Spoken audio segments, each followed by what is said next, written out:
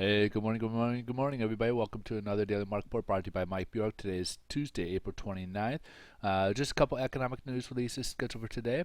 We'll start off with the Case-Shiller home prices for the month of February.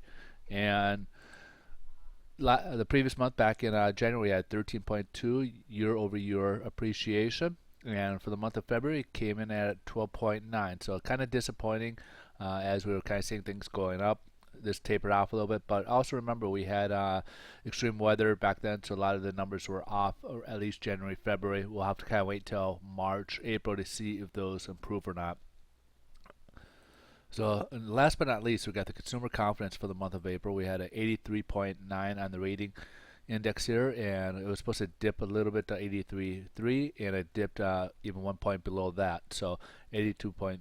So it came in at about 1.6 lower than we were back in March. So obviously a little disappointing on these news. They're not huge, they're not way off or anything like that, but it's a little disappointing for the investors. So we'll kind of see how this is affecting the stock market. And so far, stock market's up. Well, they're kind of, even though it's kind of mild reportings, what's kind of beating out so far today is basically the earnings reports that are coming out on some of the companies that are releasing them today. So this is kind of what's bringing the market up today. So we'll go over to the bond market, see what's going on over there. So as we indicated yesterday, we did dip down further than where we were when we talked about in the morning. So we did have pricing for the worst yesterday. Today we started the morning off lower, but not enough to have a price change from where we left off yesterday. So right now we're about the same where we left off yesterday, as there's only a difference about 4 basis points between the two.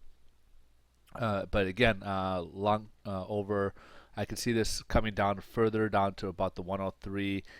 80-ish range to close up the gap that we had earlier in the month, and because it has not yet closed, and it's hard to have a long sustained rally if that's not closed. All right, folks. So long term, I would if you got anything floating out there, if you have not locked in any interest rates and need to looking for closing anything in the near future, I would definitely try to lock in as soon as possible. All right, folks, have a wonderful day, and we'll see you guys tomorrow. Thanks again for watching. And remember, tomorrow will be a big one because the FOMC did start their meeting today, and they'll be giving their announcement tomorrow. So later in the day tomorrow could become a bit of a fickle point in the markets if there's any changes in the statements or anything. Okay, have a great day. We'll see you tomorrow.